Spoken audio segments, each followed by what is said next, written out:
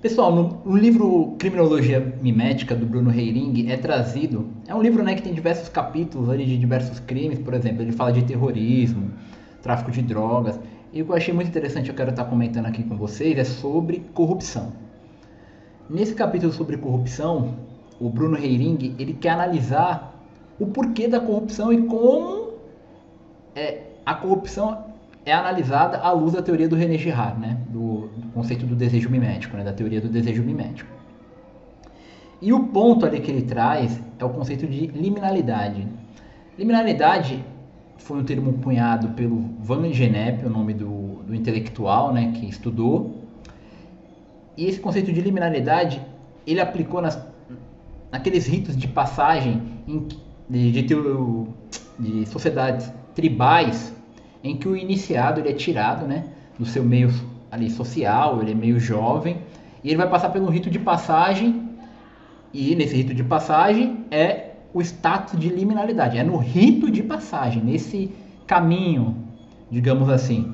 E aí ele retorna com um novo status perante a sua comunidade, ele passou por meio que uma transformação. Pois bem, no ponto de liminalidade, nós temos ali o que o Bruno Heiring chama, através desse autor, valores que não são aqueles valores em tese consolidados já no meio social normal, na normalidade. Nós temos um estado de anormalidade, de anomia da norma. E aí que ele fala, e aí é o ponto. Esse estado de liminalidade trazido para o nosso contexto social, que em tese deveria ser um estado temporário, ele tende a se tornar permanente no nosso contexto, num estado democrático. Porque a própria democracia, ela já tem o ponto de ser contingente. É o que inclusive o Schmitt fala, né, que a democracia é o estado de contingência permanente. Ela sempre traz, digamos assim, uma renovação, né, na contingência, mas aquele estado de renovação sempre permanece. Então o conceito de liminalidade no nosso estado é isso.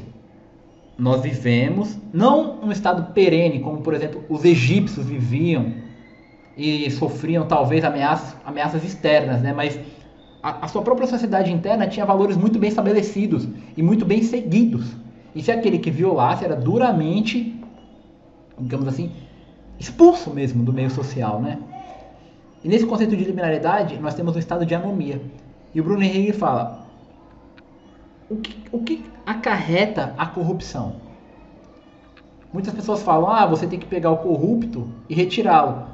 Mas se o estado de liminalidade é permanente, outro corrupto surgirá. Porque é o que ele chama de cismogênese, né? Uma retroalimentação. Você tira um, volta outro. Porque isso é um sintoma, não é a causa. A causa é a crise. A crise do quê? Dos valores. A crise da cultura. É o que a gente chama de indiferenciação, né? No conceito do René Girard. É um estado em que todas as pessoas elas não conseguem ver mais a diferença de valores.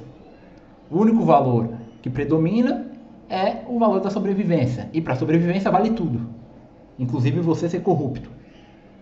Portanto, a corrupção ela nasce de um estado de crise. Ela não é um sintoma, não, mas ela é uma causa, e aí o sintoma é o corrupto, o ato de se corromper. E esse ato não é só que eu falo o político, né? O político ele pode ser o símbolo máximo disso. Mas a corrupção é em todos os meios, né? Todos os ambientes sociais, seja na família, seja na sua associação do bairro, enfim, seja na prefeitura ali, com os agentes servidores, no meio empresarial, todos os meios, ela tende a se alastrar, porque o que prevalece, e aí é o que entra o Girard, é o contágio, né? Se todo mundo está fazendo, e se o único meio de você ascender socialmente é isso, todos vão fazer. Já que o Estado é de liminalidade, as normas, em tese, elas não são muito valoradas, a cultura ela já não vale mais de nada, vai surgir esse estado de liminalidade. E quem é o sujeito que reina nesse estado de coisas contingentes? É o que ele chama de trickster. Trickster é aquele sujeito que ele habita nas fronteiras, nas encruzilhadas, nas questões interstícias. Ele se adapta. Ele é meio que um camaleão. Se ele precisar falar aquilo para você, ele vai falar por pura retórica. E por outro, ele já fala outra coisa. Ele é, como podemos dizer assim, um brincalhão, o trickster. Ele é uma criatura mítica, né? Cunhada ali nas literaturas mais nórdicas, né? E Loki, ele é como se fosse o personagem áureo disso, né? O enganador. E o corrupto nada mais é do que isso, porque o político, por exemplo, ele vem, ele próprio causa a roubalheira, batom na cueca, e depois ele vem com a solução para você. Não, me elege, siga isso que eu tô falando. Ele é o próprio brincalhão, ele é o próprio, digamos assim, Satanás, no conceito do jihad. Porque o Satanás na literatura, e eu digo assim, o Satanás não como uma entidade sobrenatural, mas como um princípio estruturante da ordem estabelecida. Porque o próprio demônio, no momento que ele traz a desordem, através da tentação, ao te tentar, ele próprio traz a ordem. Por quê? Porque o estado dele tem que se manter. Então vai ser um estado sempre contingente. Ele próprio causa a roubalheira e depois outro político vem falar que ele é a solução. Mas, ontologicamente, em questão de estado de coisas, é a mesma coisa. Não muda nada. Por isso que muita gente fala, isso aí não muda nada, eleger um. No final das contas, isso é verdade, porque a eleição, por si só, o voto, ele é uma consequência de uma coisa a mais, de uma cultura, né? Então, se a cultura ela não é modificada, se os valores não são reafirmados, o político que surge, ele surge como um demagogo, na verdade. Ele surge como uma pessoa que ele vai querer se aproveitar. Ele é a própria essência do trickster, o brincalhão.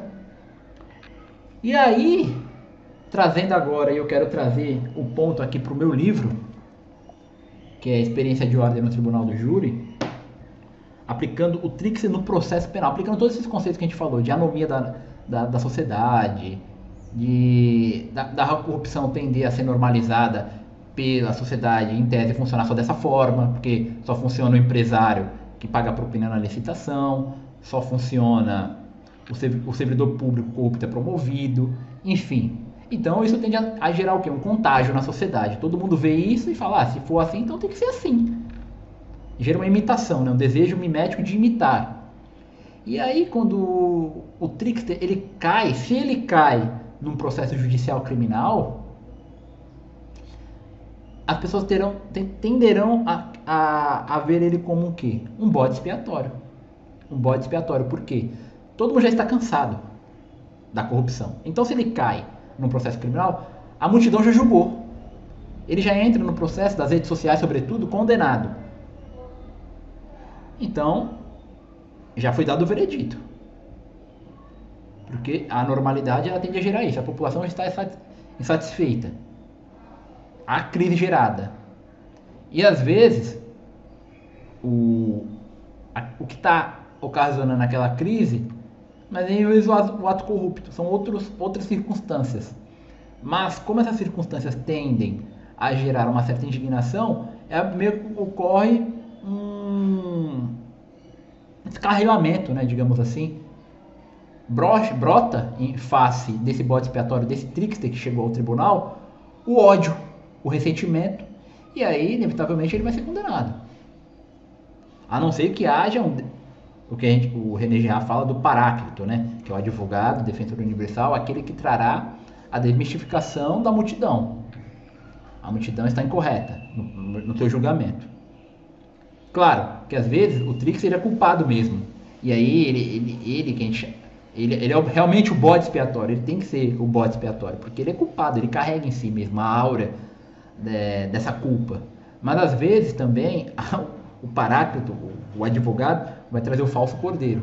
Consegue também ludibriar a multidão e enganar. E isso a gente também tem que admitir, evidentemente. Então, no processo judicial, esse contágio ele tende a se alastrar quando um corrupto, um trickster cai na tribuna, no tribunal. E aí ele tende a se tornar um bode expiatório, né? Aquele que carrega todas as culpas da sociedade. Mas da mesma forma, o trickster ele é esperto. Ao mesmo tempo que ele cai no tribunal, em tese, como aquele que carrega a culpa da sociedade, ele pode querer trazer um ar de vítima, de um perseguido. Eu sou um perseguido. Eu sou um perseguido político. Sai a notícia do ato em tese criminoso, a conduta criminosa, né, que alastra a crise. Ele pode querer atribuir o caráter de vítima. Eu sou vítima. Eu sou vítima de uma perseguição maior. Então, pessoal, é uma questão muito paradoxal, de difícil resolução, né, digamos assim. A resolução em tese não trará um processo judicial. O processo judicial nada mais é do que um sintoma de uma coisa maior. Ele está ali, né, para tentar apaziguar os ânimos, né? O bode expiatório, quando ele era expulso na literatura do Levítico, na Bíblia, ele era expulso porque a sociedade precisava que ele fosse expulso, a cidade, para que a ordem se restabelecesse. Mas essa ordem, para se manter, ela vai sempre estar gerando novos bodes expiatórios. O rito nada mais é do que uma repetição. O rito judicial é uma repetição. Portanto, se permanece esse estado de coisa, essa liminaridade, com certeza novos tricksters surgirão. Novos corruptos surgirão. Novos bodes expiatórios surgirão. Falsos cordeiros serão absolvidos. Então, pessoal, o ponto de vista era esse que eu queria estar refletindo aqui com vocês. Curtam, comentem, compartilhem, se inscrevam no meu canal. Quem tiver interesse no meu livro está aqui na descrição, tá, pessoal? O livro do Bruno Heiring é muito interessante, Criminologia Mimética. O livro do Girard, não tenho nem o que dizer, autor fenomenal.